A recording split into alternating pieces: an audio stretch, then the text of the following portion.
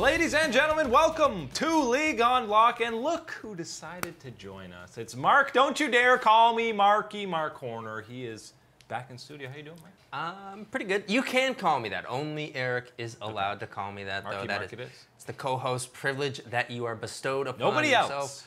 But we're here. I'm back, and it is time to really get into these positions here, talking about the best players heading to Worlds. And this is exactly the time to look back on who we're getting here to come to this tournament, and you start to realize to yourself, man, how do you separate these players? They're all so incredible. It's impossible. Well, it's impossible, but that's our job here to do it for you guys and let you talk about it afterwards. Our job is to do the impossible. Top 20 rankings wasn't enough, so we're going to go by every position and do the top 10 in that role. Start with the bottom laners, the AD carries, the marksmen, whatever you want to call, which is one of the very stacked positions at this tournament. I think mid, AD carry, jungle, pretty much everywhere is stacked, because even on these lists, I'm going to throw an example here. For number 8, you got Viper, the 8th best. Viper is incredible. He's a world-class AD carry. Right, and that's one of the situations that you are struggled, that you put here with, and that's the struggle of going through the top 10 players at these positions. But yes, Viper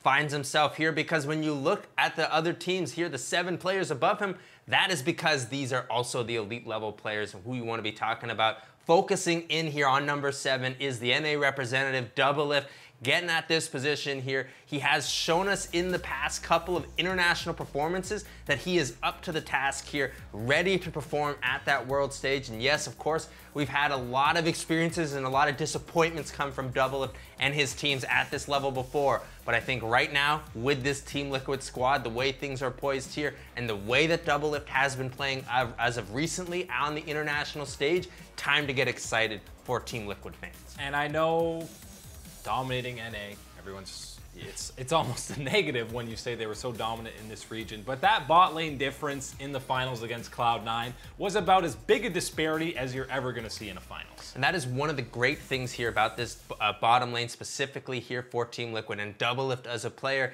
he finds a way to exploit these type of matchups. He is that guy that will take that aggressive step forward here, try to make that play, try to take that engage, create opportunities for the Team Liquid team. That 7 and 8 is very close between Doublelift and Viper. You also saw Kabe and Cody-san both making the list, giving them some shout-outs for the incredible seasons that they had for their respective teams.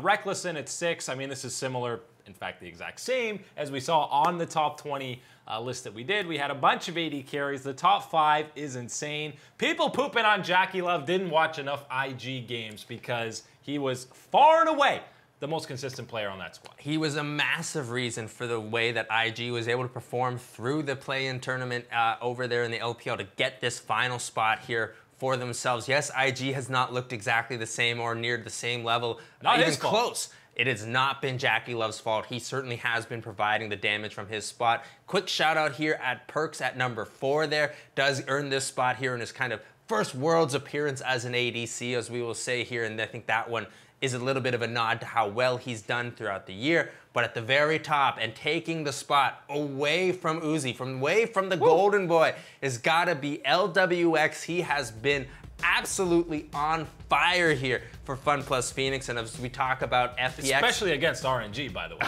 Absolutely against RNG, and we talk about what FPX has been able to do, and specifically when you talk about, hey, having Doin B as our #1 player heading towards Worlds, LWX has been a huge beneficiary of that, dishing out the damage, capitalizing on a lot of those kills that the rest of FPX and Doin B are setting him up for. And again, there's a reason this guy finished 2nd in MVP voting behind Knight in the LPL. He had some absolutely perfect carry performances throughout the entire summer split. Love it. And yeah, if you don't feel like he had a better split overall and is in better peak performance coming into the split, you didn't see him matching up against Uzi. Those are the AD carries. Let's look at supports, the buddies in the bottom lane, if you will. Often forgotten, as we love to say. It's why you always get queued into it when you're in autofill, because not many people want to play it. We've got our first Cloud9 member. Zazel makes the list. He's obviously incredibly important for Cloud9. Balon, they're down at 10. Lahens and Effort. Obviously, his Worlds debut. He's going to have Mata looking over his shoulder whenever he slips up, but he's had a great split. Right, and that's looking over his shoulder with more of a kind of a supportive look here that you're going to be getting with Effort and what you're thinking with the SKT squad. Effort has been a massive reason that they have been able to enjoy the success that they've been able to get to this point, and especially turning things around here in the summer split. That was a big reason that Effort was in the starting position as opposed to Mata. He is there now giving a lot of help to the coaching staff and of course to Effort here, and having that type of veteran support and leadership that you can lean back on, ask these type of questions, look for that support from Effort. Certainly is going to be in a good position to succeed with SKT at Worlds. And I think another underrated guy coming into this tournament is Beryl for Damwon,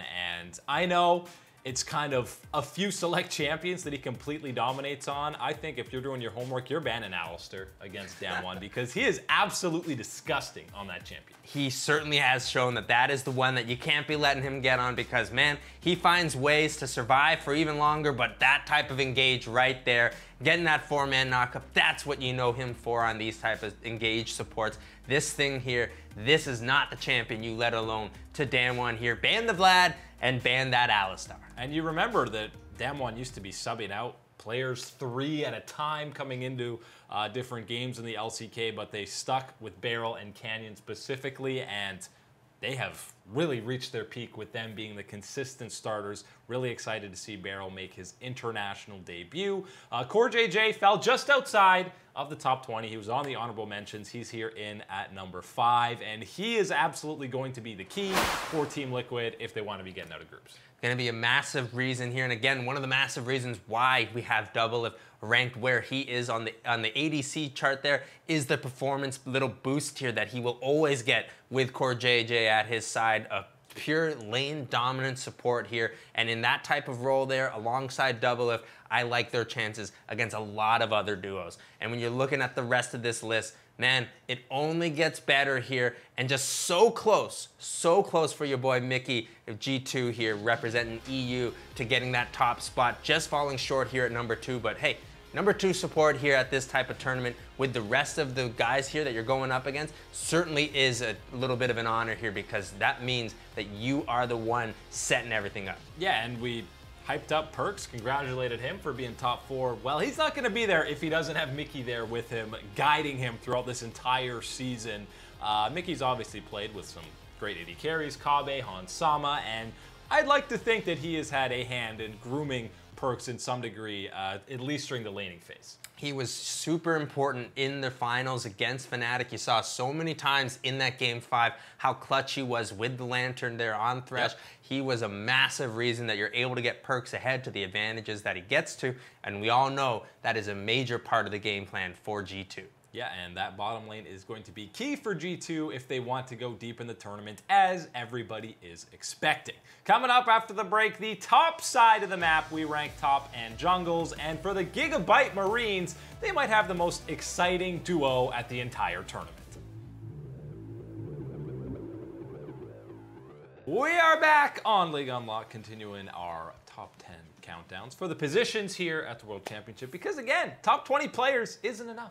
We got to go by the positions, and we have rolled on to the top laners, Mark, which I keep saying, you know, AD carries, it's the most stacked pool. You know what? Mid laners is the most stacked. Oh, junglers are insane. Every position's insane. That's what I'm trying to say. Every position's got an insane load of talent there. When you're looking at the top lane specifically here, you get excited because it used to just be top lane island, throw the tanks up there. Don't need to have the observer go up there. Not anymore. That is not the situation that we're looking in the top lane. You're going to see a lot of carry play at this tournament, and especially a lot of these, you know, top laners that we're talking about here are certainly the ones looking to get some of these damaged champions in their hands and try to get ahead here and snowball against their opponents. Yeah, and I think there's a couple of teams and playstyles that are heavily influenced by that top lane, and of course we got the debut of some boys from the Gigabyte Marines. Zeros here in at number 10. You remember we ranked him pretty highly way back at MSI when he was then with the Vongvu Buffalo. Now he's over to the Marines playing with his boy Levi, and Zeros, what he did in the finals against Team Flash is It's disgusting. It's disgusting. It requires a not safe for work title. Stop it. Oh my lord. He TP's into 4 people as the Jackson is like, all right, thanks for the quadruped. Yeah, easy peasy, no problem. That's what Zeros has been doing. Zeros, what we've been talking about before when we were heading to MSI and why we were excited about him, pretty much is exactly the same. Why you can be excited about what you might be getting here from him, hopefully at the top level at Worlds here. What you want to be seeing here from the Gigabyte Marines and Zero specifically is a lot of these outplays, is the solo kill potential that he brings to that top side. This is someone, he's not afraid to make any of these type of engages or plays here, whether that's good, whether that's bad, he's gonna take it. Sometimes it's bad. And yeah, that happens here, but he's gonna take it 100% of the time here. And if you present any of these opportunities here for the Gigabyte Marines, I bet you they are gonna capitalize on it, and Zeros is absolutely at the head charge of that. And you know that he will be punished heavily by some of these world-class top laners, but at the same time, I bet he catches some of them off guard with how insanely aggressive he plays. So really excited to see him on the Rift. We got Huni in at number 9, who really is pretty much the exact same playstyle as Zeros, but maybe to a lesser extent in his later, more wise years on the Rift. Huni is certainly someone that's showing us quite a lot of carry potential through the way that Clutch Gaming have played and have heavily played throughout him and Demonte, of course, in their run here to make it towards Worlds. Huni at number 9 seems like one of those numbers that can absolutely stay at number 9 if things don't work out, but can absolutely jump over some of these players here with some monster performances. And I want to give a shout out here at number 7 to Impact here, doing a little bit of respect here this time, of course, being ranked behind Zeros at MSI, I believe, by us. This is certainly the indication here that he was up to the task at that international tournament, and you can expect him to be up to the task once again here, getting a bit of that buff here that he seems to always have around Worlds to put in a solid performance for Team Liquid in the top side. His 5th World Championship attendance, by the way, for Impact. Whippo in there at number 6. People like to criticize his small champion pool, and yes, we haven't seen him play that much out of his 3 to 4 comfort picks, but he's pretty damn good at those 3 to 4 picks, and if he's forcing out that many bans, well, he's doing pretty darn well. Gimgoon, the lowest ranked member of Fun Plus, way down at number 5 on here for their position.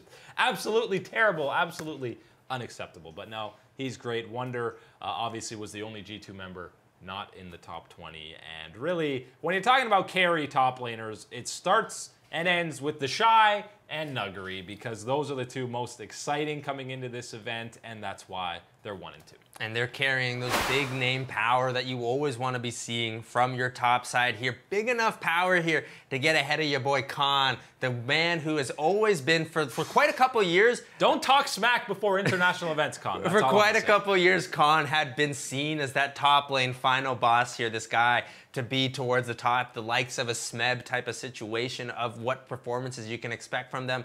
Khan has always talked a lot of trash, but he's going to have to back it up here this time, because I'm telling you why the performances here that you're going to be seeing from Nuggery and the Shy are specifically here. The Nuggery is phenomenal type of stuff that just will blow your mind at what you're able to accomplish here, how many plays they're able to turn around here, what they're able to do, some of these advantages that they're getting themselves out to and helping out with the team. They are absolute beasts when it comes down to it, and these are the top lane terrors that you always tell yourself, man, I don't want to see this guy ever again. And I've said it before, this Nuggery play in Summer Split really looks like 2017, 2018 Khan on Longju and Kingzone, where 2 teammates were never enough to gank and take him down. So really excited. I hope he can live up to the hype, because there's a lot around him for a rookie on his first big international event. But a top laner is only as good as his jungler. That's how it works. It's always better jungler wins, and at this event there are some absolutely insane junglers that we will be seeing. I mean, when you go all the way down to number 10, we're talking about Xmithy. And he's been around for years. He's usually almost always been the best guy in North America, but this time he's down at number 10, right below Xerxes. And we talked about Zeros. Well, his buddy Levi, listen, we were hyped about this Marines roster when Zeros went over. Levi went back after NA stole a year of his life. But now that he's back in his home country, he has a carry top laner with him. He looks right back into form, and I'm excited to see a repeat of 2017 for the Marines at Worlds. Now, this is certainly not a situation here. I don't want anyone to be thinking about the way that things went here in North America for Levi is because, oh man, there's the talent gap. He's washed up. That's where the catch-up is here. No, that's not exactly what happened. It's a lot of things going on here, and I tell you what, getting back into the lineup here with the Gigabyte Marines, the plays that he was able to create here this season, and again, having someone like Zeros make some of these aggressive maneuvers like the way he was putting himself in those situations, forcing Levi to come up top there and capitalize sometimes on the situation. That was what you wanted to be seeing. That aggressiveness, that bloodthirst here has come through from this Gigabyte Marines and Levi. This is a time to be excited about Levi's performance, and he's himself excited to be back on the world stage here, ready to show off that skill. Yeah, and I don't think a lot of teams are going to be ready for that Zeros-Levi combo. Again, just all out. Balls to the wall. Oh, I guarantee they're going to catch one major region team off guard. Absolutely. Oh, they're getting at least a couple Especially of if it's NA. Especially NA or G2.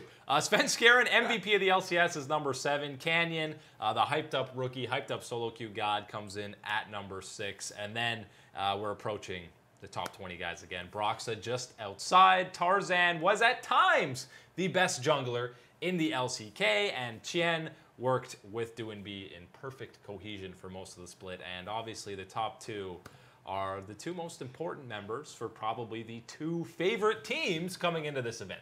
Now this is a situation here where I will absolutely accept if you want to throw Jankos ahead of Klid here. I think that is the type of situation that we're looking at where it is such a slim margin between picking between these 2 junglers and the performances that they were delivering here for both of their teams. They were so phenomenal. One of the ones that I want to be shouting out here, of course, here is Jankos, and the performance that he was able to deliver here for G2 is so clutch, and the way that he was able to play around here these lanes. And then again, I will say that this is one of the harder issues here for G2 to work around, is you have so much going on here, and you have so many carry potential here all the way across the map. How do you choose where you're spending your time? Jankos seemed to always be in the right place at the right time with this squad, getting it done here. He had a massive split, and he is going to be a huge reason that G2 finds success here at this Worlds. Yeah, and I think people kind of forget, even way back in spring, the first 4 to 5 weeks, you were talking about him as MVP then, before the rest of G2 kind of stepped up to another level, and then summer, obviously, he has an incredible run. We've talked about how stacked all the positions are, but I think jungle might be the most exciting one, specifically just because of Klid and Jankos and just how important and how fantastic they looked for their respective teams to close out this summer split. Coming up after the break, we got one more role to go through, and of course, it is the mid lane, and even when you're not from EU, you still manage to get 4 of them in the top 10. Ladies and gentlemen, we have returned to League Unlock. There's only one role left to go through. Rank them 1 to 10 or 10 to 1, you know, whichever you prefer, greater than, less than. It is the mid lane. It's everybody's favorite lane, and it's pretty stacked with not just great players from this split, but we're talking all-time great players that you really want to see match up. So 10 to 1 here. If you make the top 10, I mean, shout outs to you. You've had an incredible split. Everyone loves doing these kind of top 10 by position lists as you get to Worlds because so many amazing talents here join us for this World Tournament. But I tell you what, it always comes down to the mid lane is the most exciting one here because this is the name where you're always carrying the biggest names here, the biggest legacies are in this mid lane. And if you're on this list again, hats off to you because this is the best of the best. Yeah, and at number 10, it's a guy. I mean, there's also some big storylines here with replacements coming in, and then you have both sides of that replacement showing up, starting with Niski in there at number 10, and then Jensen a couple spots ahead of him because of what he did in that final series. And I mean, those guys were very close throughout the entirety of the split, and that's just one replacement. You also got Nemesis, who comes in for Caps, and in spring it was Nemesis. Ugh. What's Fnatic doing? They gave up Caps, and now they got this guy. They're ruined. Well, all of a sudden, Summer Split comes around, and you're talking about Nemesis as being one of the best players on Fnatic, and pretty clearly the second best mid laner in EU. And even in a spring split where Fnatic was starting to figure things out, you could clearly see it right away from a couple of weeks, and a couple of performances come through from Nemesis, and you said, why aren't they playing through Nemesis just a little bit more here? I know that this is the new addition here, a little bit of hesitancy, but we're just not seeing them necessarily play through him, and yet they should. Well, we saw that happen in the change here for Summer Split, and we saw him thrive here in this environment. I thought they've done a lot better with him here, and I think that this is going to be a big tournament here, getting your first-time Worlds experience. Yeah, and boy, what a bunch of mid laners he's going to get to match up against pretty much regardless of whatever group Fnatic is going to get into. You're going to have at least 2 very world-class mid laners that you're going up against. And the fact that Rookie is number 7, people might be upset about that. But if you watch the LPL, he stepped up in their last series against Top, no doubt. But throughout the entirety of summer, yeah, he wasn't there for a few of the weeks, but it wasn't quite the same level even when he came back. And Xiaohu was playing at an MVP level, no doubt. But all of a sudden, RNG said, you know what, you don't get CS anymore. It's all going to Uzi, and it's a lot harder to pop off with no creep. Yeah, I think that Xiaohu is a player here that you could see higher in this list if he was given more resources by the RNG squad, but we are just certainly not seeing enough thrown his way here. And then at number 5 is Chovy, a player that I think got 100 KDA. Hey, a lot of people kind of give him some flack for the way that the MVP worked out here in spring, but you got to remember, when you're talking about pure laning factor here for Chovy, I think he is absolutely one of the guys that you want to be talking about here on this top mid lane list. Yeah, and again, it's a guy who's just outside of that top 20. Showmaker's a bit ahead of him just because I think you saw in the regional gauntlets, even in the playoffs when he wasn't getting tilted off the face. Hey, don't let him get a Akali. Do not let this guy get his hands on that Akali. Don't let anyone get a Akali at the tournament. That should just be rule 101 heading into this World Championship. But I think Chovy and Showmaker definitely both top 5 coming into this event. Caps, he showed he can do it in 2018, now 2019 MSI. He can compete with the very best. But he's not quite that top 2. That's Faker and Doinb. And Faker, I mean, oh my lord. You can't talk about him enough, especially when he goes. He still has an ulted here. He still has an ulted. What's going on? Like, he's saving it for the says no kill. problem. Yeah, here we go. This is exactly why I was saving that ult. And hey, this is when he really started coming online, right? Is when he was picking these not necessarily meta things, but the Kassadin, the Echo comes out. He's playing these counter picks. This is the Faker we know and love, and he fully came online throughout the entire 13-game playoff run for SKT. And this is the point in time where I was so close. I was ready for this Worlds to come around to be putting Caps ahead of Faker here, given the performances that we saw at MSI. But no, no, no. The performances that we got from Faker here in these playoffs, stepping up to the plate, playing the Assassins again, this is what you wanted to be seeing from him. And that is why Faker here gets the nod, but he can't take the nod all the way to number 1. He doesn't play Pantheon. Yeah, exactly. That's it. You need to be playing the Mantheon that is Pantheon here, and the man at the top of this list and the top of every list that we can possibly make for Worlds is going to be Doinb. Your boy shining here at Worlds. He is ready for the debut, ready here to show off that type of skill, and ready to captain FPX to the very top. Yeah, and we just praised Faker for picking some of these off-meta kind of wonky picks in the mid lane. While Doinb, he does that and then he builds them tank, regardless of what they are. So his flexibility is going to be huge for FPX as, again, another favorite for the whole event. Yeah, and I think another quick little shout-out that he deserves is absolutely picking up on some of the more meta champions. I think that was a good adaptation that they made here from the BLG series. Needed to see him on some of those more ban-worthy champions, and the performances backed it up. Plenty of more Worlds preview to come before the event, but that's all the time today. Eric and Mark here with you guys. Thanks for hanging out. We'll catch you on the flippity flop.